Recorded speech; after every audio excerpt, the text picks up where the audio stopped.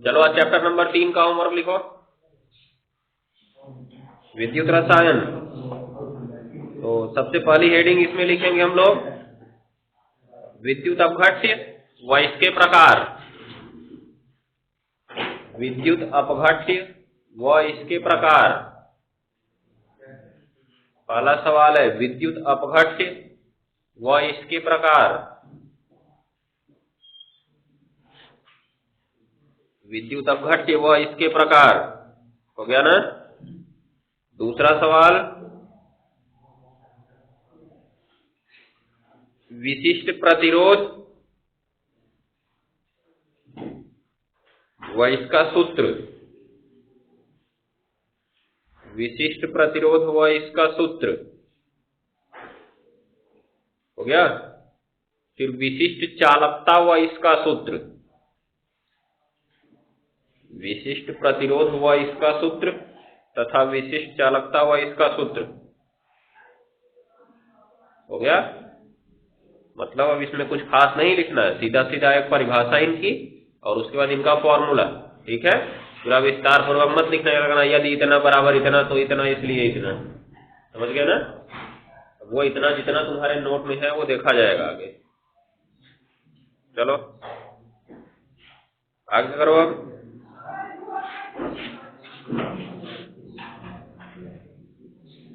हो गया जी, विशिष्ट चालकता हो गया ना।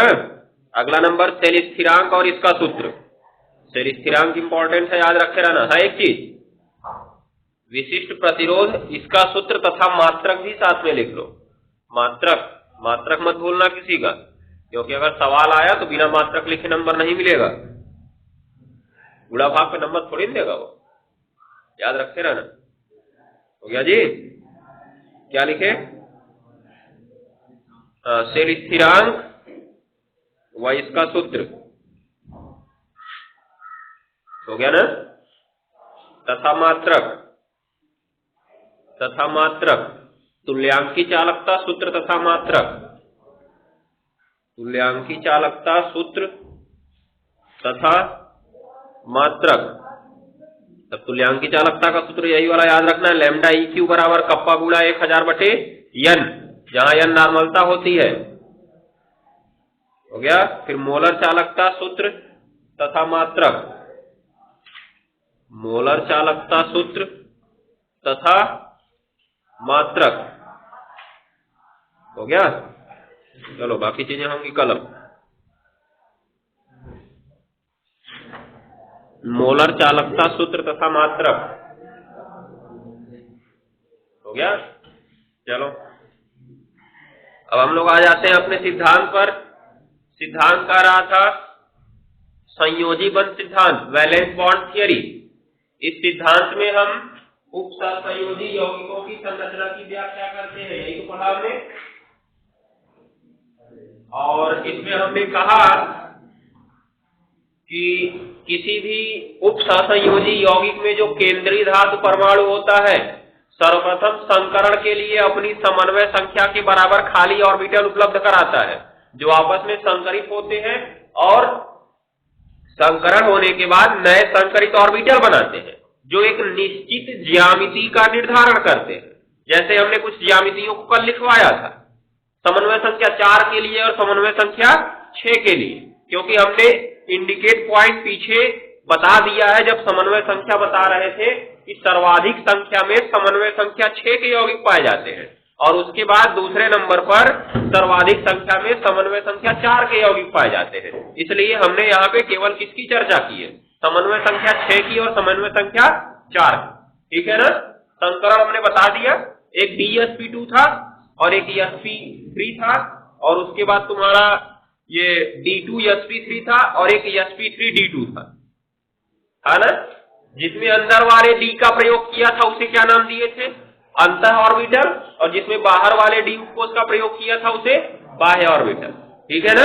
ये चीजें थी।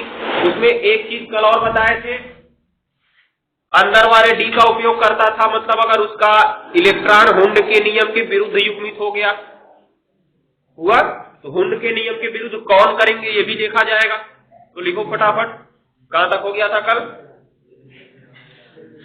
हाँ, यदि बनने के बाद जो हमारा उपसहसंयोजी अणु है उसमें अयुग्मित इलेक्ट्रॉन है तो क्या होगा? अनुचुंबकीय।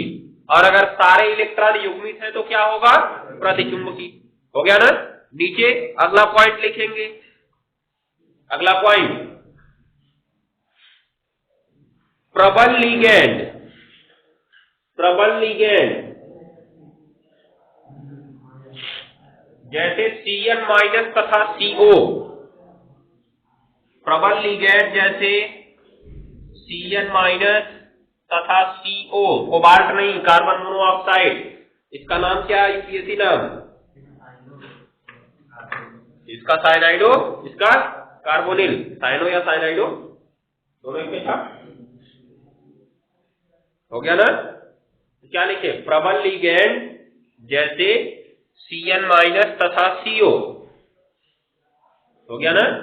की उपस्थिति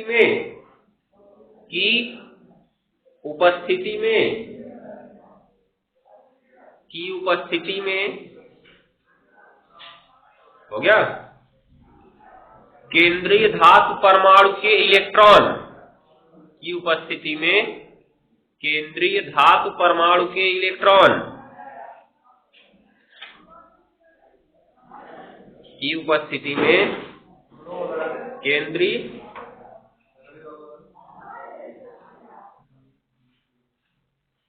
क्या लिखेंगे? केंद्रीय धातु परमाणु के इलेक्ट्रॉन हुंड के नियम के विरुद्ध युग्मित हो जाते हैं। केंद्रीय धातु परमाणु के इलेक्ट्रॉन हुंड के नियम के विरुद्ध युग्मित हो जाते हैं।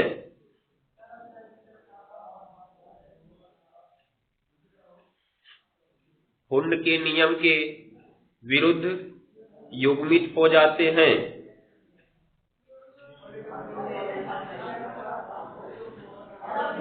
हो गया ना? तो यहां पर देखो, इन्होंने बता तो दिया कि इनकी उपस्थिति में हुंड के नियम के विरुद्ध युग्मित हो जाएंगे, लेकिन ये नहीं बता पाए कि हुंड के नियम के विरुद्ध इनका युग्मन क्यों हुआ। और दूसरी बात, इसमें Cn माइनस और CO को प्रबल लिगैंड माना गया है। क्यों इन्हीं को प्रबल लिगैंड माना गया है? और लोग तो प्रबल हो सकते हैं, इससे ज्यादा F माइनस प्रबल होना चाहिए, है समझ में? और प्रबल हो सकते हैं, क्यों इन्हीं दोनों को प्रबल माना गया है? तो इन चीजों की व्याख्या यह सिद्धांत नहीं कर पाया था, जिसकी व्याख्या अगले सिद्धांत अर्थात CFT में की जाएगी। ठीक है ना? तो शुरू करो। अगला नंबर लिखो। अगला नंबर,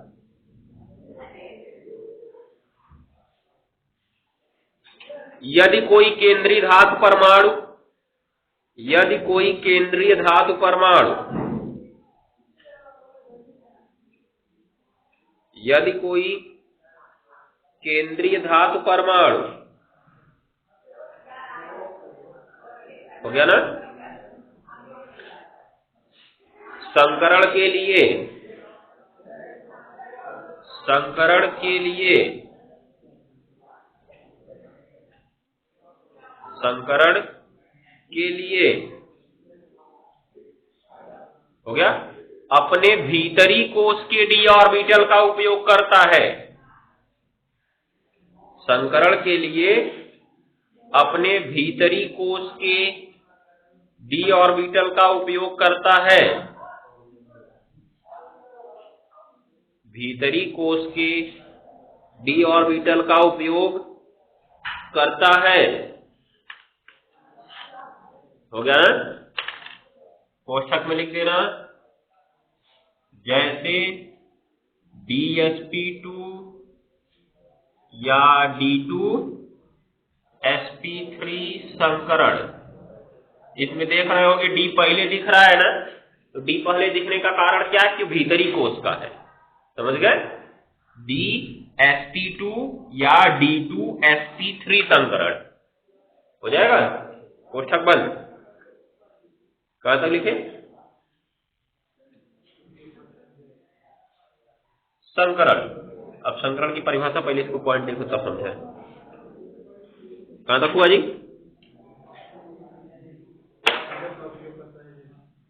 उपयोग करता है तो बनने वाला यौगिक, तो बनने वाला यौगिक, तो बनने वाला यौगिक अंतः ऑर्बिटल जटिल यौगिक कहलाता है। अंतः ऑर्बिटल जटिल यौगिक कहलाता है।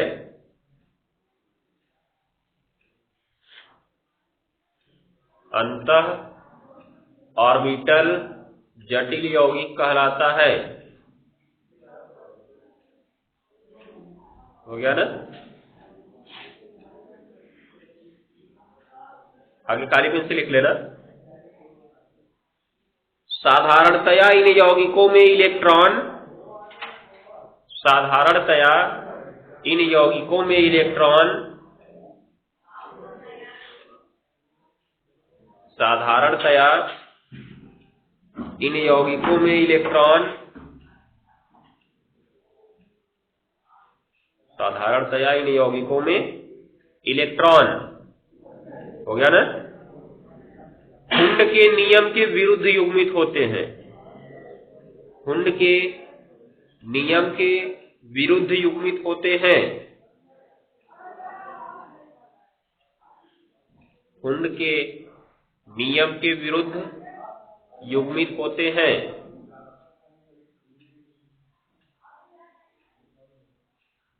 हो गया ना? इसलिए इन्हें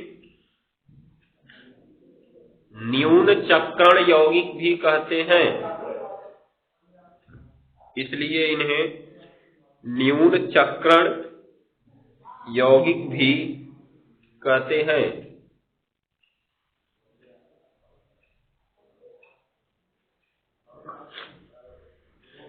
इसलिए इन्हें न्यून चक्रण यौगिक भी कहते हैं। हो गया ना? तो अब देखो अगला नंबर भी लिख लो, तब देखें। लिखो, यदि धातु परमाणु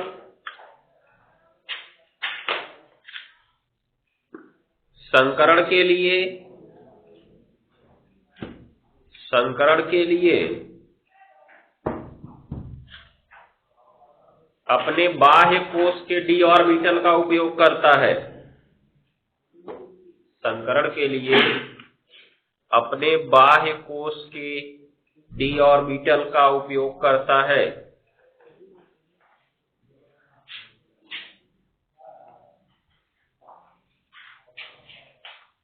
अपने बाह्य कोश के d ऑर्बिटल का उपयोग करता है। हो गया ना? कोष्ठक में लिख देना, जैसे sp3d2, sp3d2।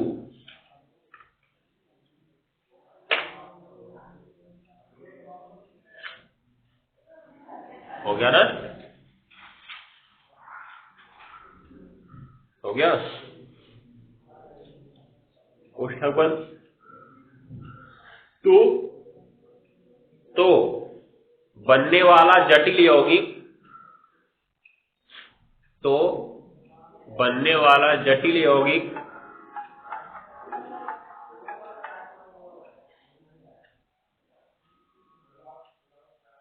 वाला जटिल यौगिक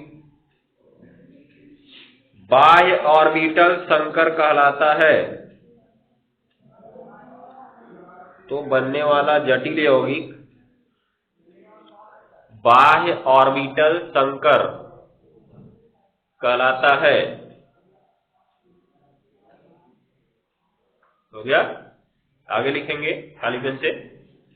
चूंकि इनमें अयुग्मित इलेक्ट्रॉनों की संख्या अधिक होती है, क्योंकि इनमें अयुग्मित इलेक्ट्रॉनों की संख्या अधिक होती है, इसलिए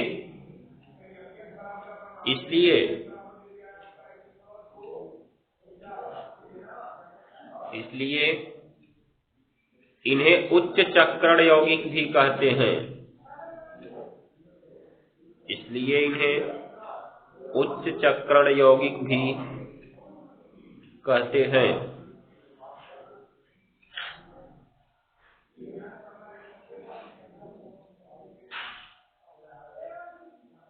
हो गया ना? अगला पॉइंट लिख लो। अगला पॉइंट जाने तो रहने दो, हाँ छोड़ दो, जाने दो। नीचे लिखो हेडिंग, वीवीटी के उपयोग या अनुप्रयोग, वीवीटी वैलेंस बॉन्ड थियरी के अनुप्रयोग।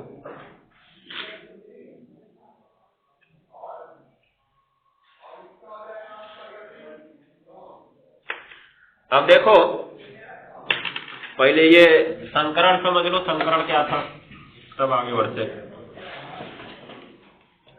संकरण की चर्चा 11 में नॉन स्टॉप कम से कम 4 से 5 दिन तो हुई ही होगी। देखो, ये संकरण हम समझा रहे हैं, DsP2 संकरण। डी ऑर्बिटल की आकृति इस प्रकार से होती है, 2 डमरू, ठीक है। s ऑर्बिटल गोलाकार होता है, p ऑर्बिटल 1 डमरू होता है, दिखाई दे रहा है। 4 लोग हमने लिया, ये d वाला हो गया, ये s हो गया, ये पहला वाला p हो गया, ये दूसरा, तभी तो बना DsP2, दिखाई दे रहा है। अगर एक ऐसा काम हो जाए कि ये आपस में जुड़ जाए और कोई ऐसी प्रक्रिया हो जाए कि सबकी आकृति एक समान हो जाए,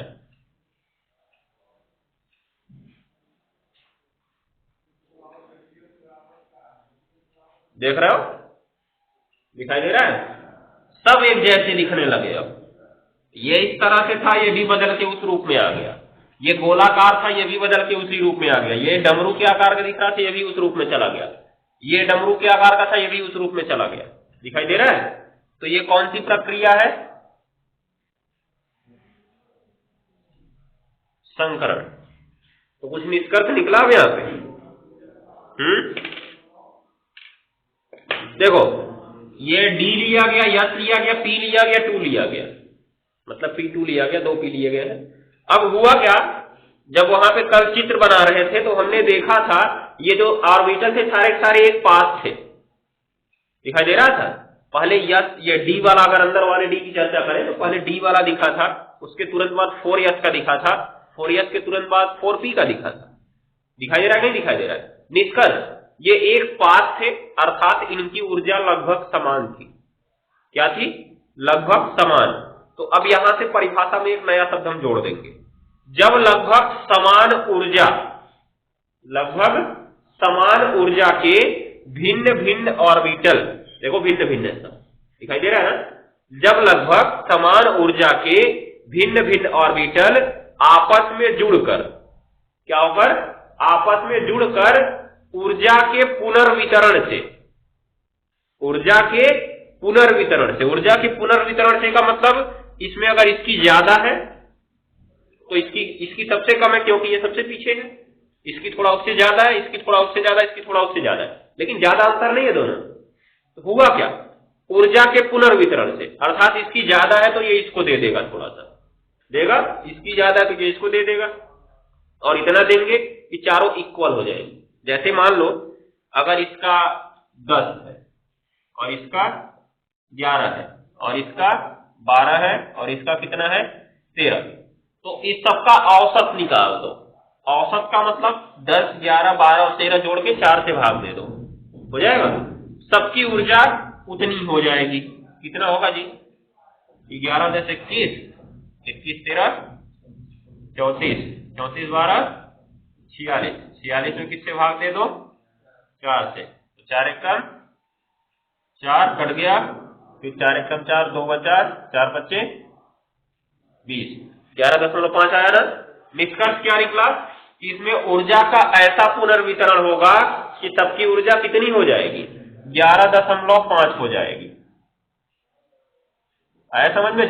जब अभी तक सबकी अलग अलग दिख रही थी वो सबकी एक समान हो गई, और आकृति सबकी अलग अलग दिख रही थी वो भी एक समान हो गई। तो परिभाषा क्या बनी कि लगभग समान ऊर्जा के भिन्न भिन्न ऑर्बिटल आपस में जुड़कर ऊर्जा के पुनर्वितरण से समान ऊर्जा और समान आकृति के, समान ऊर्जा और समान आकृति के नए ऑर्बिटल बनाते हैं तो वह प्रक्रिया संकरण कहलाती है।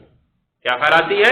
संकरण। निष्कर्ष, संकरण एक प्रक्रिया है, संकरण एक प्रक्रिया है जिसमें लगभग समान ऊर्जा के भिन्न भिन्न ऑर्बिटल आपस में जुड़ते हैं और ऊर्जा के पुनर्वितरण से समान ऊर्जा और समान आकृति के नए ऑर्बिटल बनाते हैं।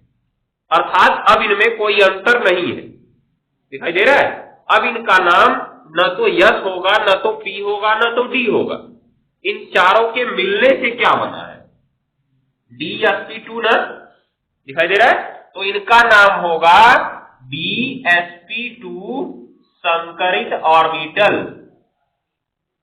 चाहे जिसको पकड़ लो चारों में से, उसका नाम यही बोलेंगे। यहां पे इसको क्या बोले थे? डी ऑर्बिटल, इसको बोले थे यस ऑर्बिटल, इसको बोले थे पी और इसको बोले थे पी। दिखाई दे रहा है? लेकिन वहां पे अब किसी को अलग नहीं बोल सकते हो। क्यों नहीं बोल सकते हो जी? क्योंकि उनकी ऊर्जा भी समान हो चुकी है और आकृति भी समान हो चुकी है। तो जब ऊर्जा और आकृति समान है तो नाम कैसे अलग अलग देंगे? नाम अलग देंगे क्या? नहीं। इसलिए उनका पूरे का नाम हो जाता है DsP2 संकरित ऑर्बिटल। उसके बाद एक चीज और देखो, ऐसा भी तो हो सकता था कि वह 5 बन जाए, ऐसा भी तो हो सकता था 5 बन जाए या 3 ही बन जाए, ऐसा भी तो हो सकता था। या तो मतलब ज्यादा बन जाए या कम बन जाए, होता है ऐसा? नहीं होगा। तो संकरण की प्रक्रिया में एक और शर्त जोड़ सकते हो कि संकरण की प्रक्रिया में उतने ही नए संकरित ऑर्बिटल बनेंगे जितने ऑर्बिटल संकरण में भाग लेते हैं। संकरण में कितने ऑर्बिटल में भाग लिया था? 1, 2, 3 और 4 में भाग लिया था, तो 4 ही उधर बनेंगे। न 4 से कम बनेगा, न 4 से ज्यादा बनेगा। ये चीज को ध्यान में रखना। तो संकरण यही है, मतलब भिन्न भिन्न आकृति के ऑर्बिटलों का आपस में मिलकर समान आकृति का ऑर्बिटल बनाना। हो गया? ऊर्जा का टर्म हटा दिए, हो जाएगा। भिन्न भिन्न आकृति के ऑर्बिटलों का मिलकर समान आकृति का ऑर्बिटल बनाना क्या कहलाता है? संकरण कहलाता है। ठीक है, ये चीज को ध्यान में रखना। अब होता क्या है, संकरण के बाद ये जो ऑर्बिटल बने, संकरण के बाद ये जो ऑर्बिटल बने, ये केंद्रीय धातु परमाणु पर एक निश्चित कोण पर व्यवस्थित हो जाते हैं। इसीलिए तो हमने कहा कि संकरण के बाद निश्चित ज्यामिति की आकृति बनेगी। DsP2 हुआ तो कहे समतली वर्गाकार बनेगा, sp3 हुआ तो कहे चतुष्फलकी बनेगा, उसके बाद D2sp3 बना तो कहे अंतः ऑर्बिटल अष्टफलकी बनेगा, sp3 D2 बना तो कहे बाह्य ऑर्बिटल अष्टफलकी बनेगा। बनेगा कि नहीं बनेगा? निष्कर्ष क्या निकला कि संकरण के बाद ये जो ऑर्बिटल बनेंगे ये केंद्रीय धातु परमाणु पर एक निश्चित कोण से व्यवस्थित हो जाएंगे। जैसे यहाँ पे कौन सा संकरण हमने कराया है? DsP2 कराया है ना। तो अब केंद्रीय धातु परमाणु पर ये चारों देखो कैसे व्यवस्थित होंगे, समतली वर्गाकार रूप में। तो क्या होगा, यहाँ पे धातु रहेगी और उसके बाद एक ऐसे व्यवस्थित हो जाएगा, एक इधर व्यवस्थित हो जाएगा, एक यहाँ व्यवस्थित हो जाएगा और एक यहाँ व्यवस्थित हो जाएगा। अगर इन चारों को हम मिलाएंगे इस तरह से तो एक क्या बनेगा?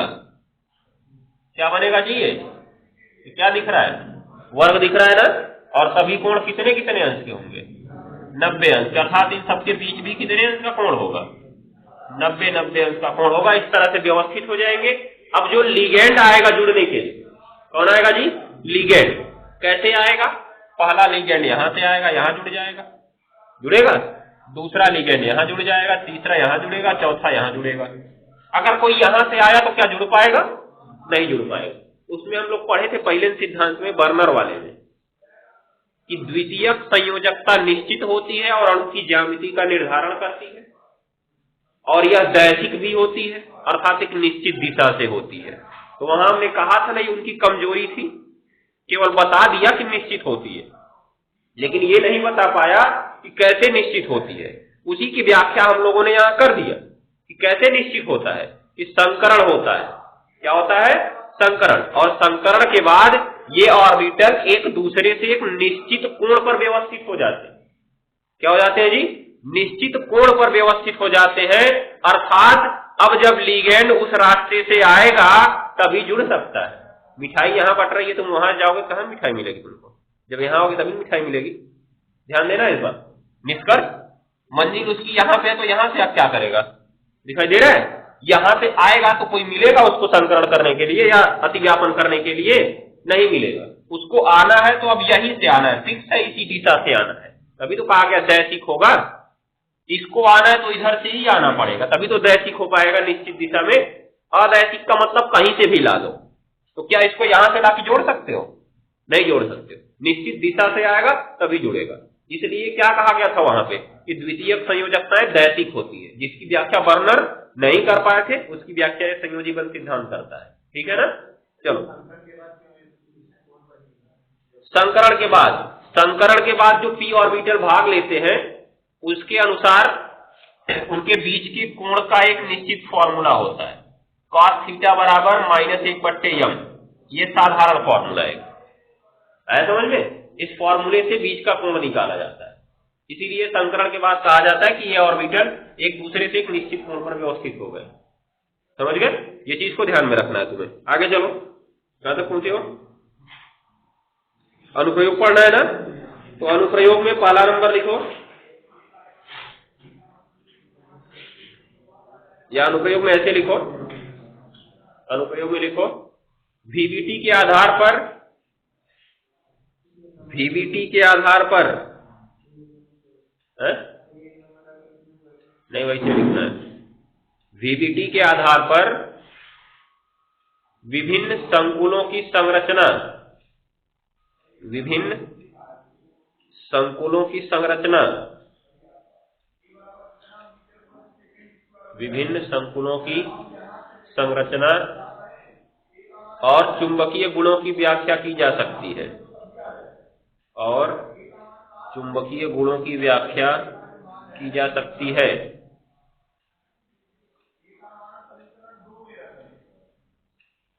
चुंबकीय गुणों की व्याख्या की जा सकती है। हो गया? जैसे जैसे हो गया? जैसे पहला नंबर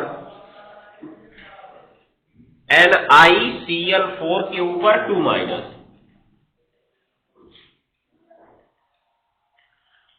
NiCl4 के ऊपर 2 माइनस। हो गया ना? तो अब देखो कैसे होता है इसमें। अभी NiCl4 के ऊपर 2 माइनस की संरचना पता है क्या हमको? किस प्रकार से होगी? नहीं होगी, पता नहीं। कुछ अनुमान लगा सकते हैं। क्यों? क्योंकि फॉर्मूला है NiCl4। कितने Cl है? 4 Cl, मतलब 4 लिगेंड है यहाँ, है ना? तो 4 ऑर्बिटल संकरण में भाग लेंगे, फिक्स हो गया है। तो 4 वाले में देखो कौन कौन सा लिखवाए थे? 2 ठो लिखवाए थे। एक DsP2 लिखवाए थे और एक sp3 लिखवाए थे ना? तो दोनों आकृतियों में से कोई हो सकता है। निष्कर्ष कुछ हद तक हमने अनुमान लगा लिया है। या तो आकृति समतलीय वर्गाकार हो सकती है जैसा भी हमने बनाया था, या तो आकृति चतुष्फल की हो सकती है। दोनों में से कोई हो सकती है, लेकिन अभी फिक्स नहीं है कि कौन सा होगा। समझ गए? इसलिए हम आकृति बनाना शुरू करते हैं। अभी समझ जाएंगे किस प्रकार का होगा। अब सबसे पहला काम हम लिखते हैं जो हमारा यौगिक है। क्या है? NiCl4 के ऊपर कितना माइनस? 2 माइनस। सबसे पहला काम, इसमें निकिल की ऑक्सीकरण संख्या पता होनी चाहिए। कितना होगा? कितना होगा जी? निकिल की मानेंगे x, Cl की होती है -1 और 4 गुणा -1 कितना हो गया? -4। और इधर क्या है? -2। तो -2 और उधर जाके +4 कितना बचा? +2। तो मतलब निकिल की ऑक्सीकरण संख्या कितना है? +2 है। तो ऐसे लिख देंगे, इसमें कौन सा आयन है जी? Ni2+ आयन है। जहां प्रभावी परमाणु क्रमांक पढ़ रहे थे यही समझे थे वहां पे हम लोग। पहले उसका आवेश निकाल रहे थे, तभी तो इलेक्ट्रॉन निकालने जा रहे थे। तो अब देखो क्या हुआ, क्योंकि अब बताओ, हमारे पास Ni2+ आयन है तो वही तो संकरण के लिए ऑर्बिटल उपलब्ध कराएगा। Ni2+ आयन है तो वही तो संकरण के लिए ऑर्बिटल उपलब्ध कराएगा। इसलिए सबसे पहला काम Ni2+ का इलेक्ट्रॉनिक विन्यास बनाते हैं। किसका इलेक्ट्रॉनिक विन्यास? Ni2+। Ni2+ का कैसे डायरेक्ट बना सकते हैं? क्या डायरेक्ट Ni2+ का? Ni2+ का डायरेक्ट विन्यास बना लोगे? नहीं। पहला काम किसका विन्यास बनाओगे? Ni, तब Ni2+ का बनाओगे। अच्छा बताना अभी। देखो क्या होगा जी, Ni कितना होता है जी? कितना होता है? 28। 1s2 2s2 2p6 3s2 3p6 4s2 3d8 हो गया ना? दिखाई दे रहा है? अब बताओ Ni2+ का क्या होगा? धनावेश कब आता है? जब इलेक्ट्रॉन जुड़ते हैं, जागते। तो 28 इलेक्ट्रॉन है इसके पास ना, 2 त्याग देगा, कितना बचेगा? आप बताओ 26 का लिख के।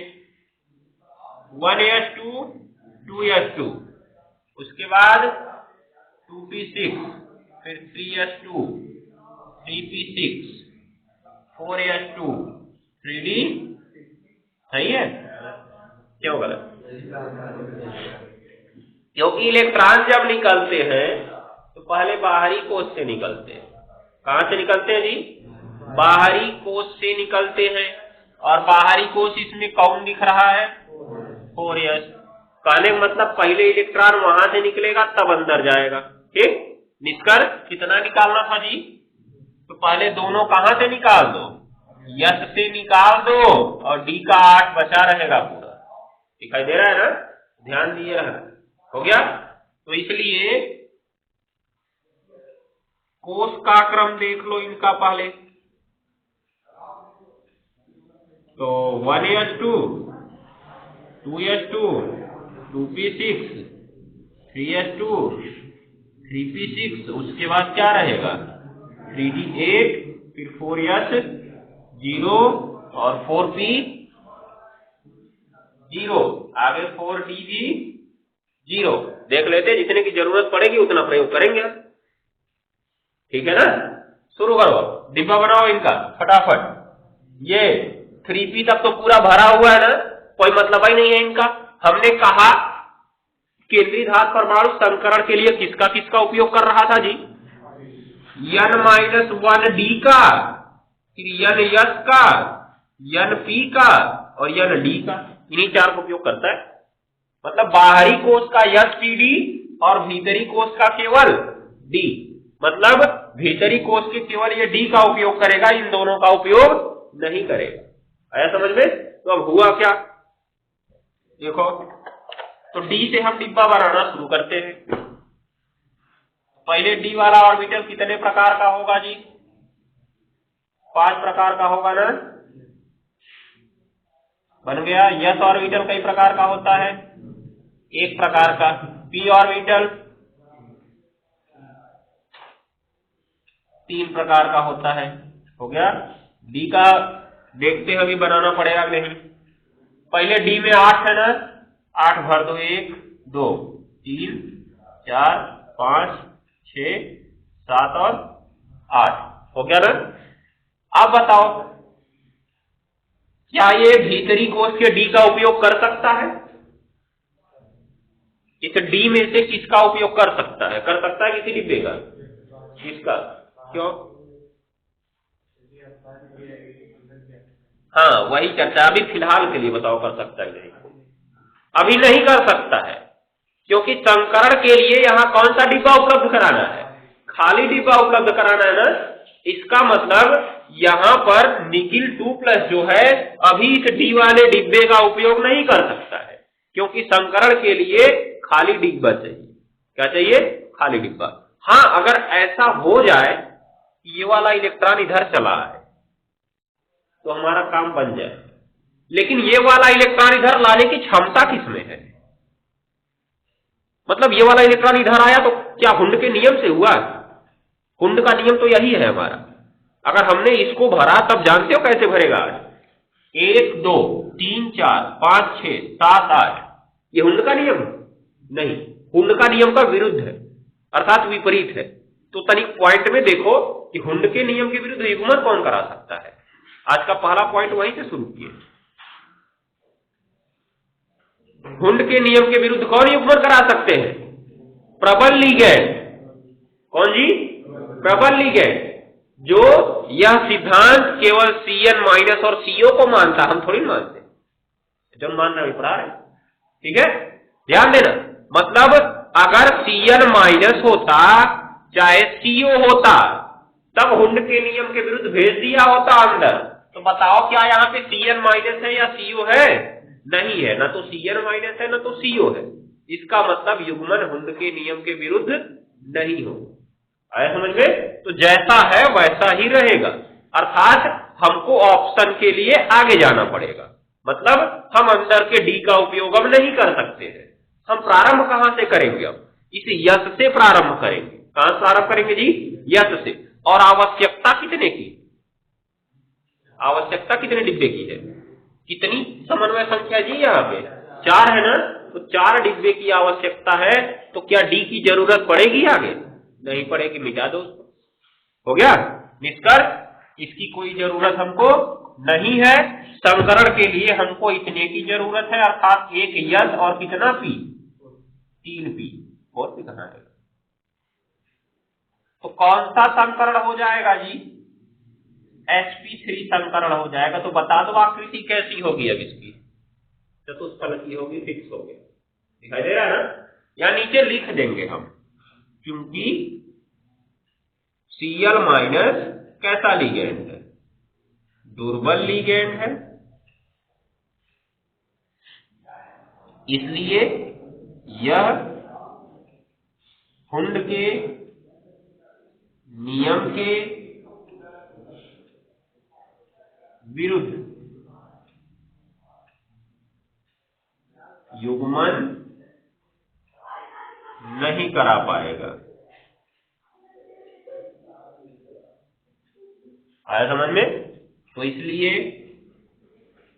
NiCl4 के ऊपर कितना माइनस?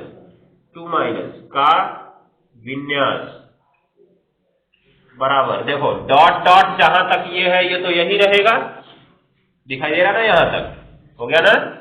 उसके बाद ये डिब्बा बना तुम्हारा 1 2 3 4 5, इसमें इलेक्ट्रॉन भरे हुए हैं इस तरह से, 8 भरे हुए ना। अब अगले वाले ये चारों मिल गए, तो बताओ क्या बनते समय अलग अलग बनाएंगे कि एक ही बनाएंगे? अब एक ही बनाएंगे, क्योंकि अभी वहां हमने समझाया कि संकरण के बाद इनकी ऊर्जा और आकृति क्या हो जाती है?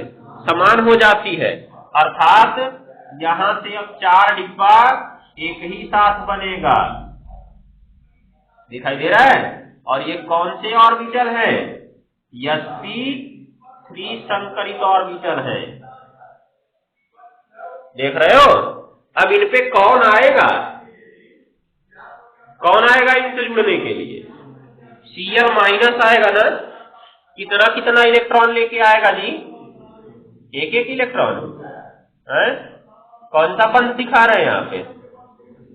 तीर वाला ना। तो कितने इलेक्ट्रॉन ले आएंगे? 2 ले आएंगे ना।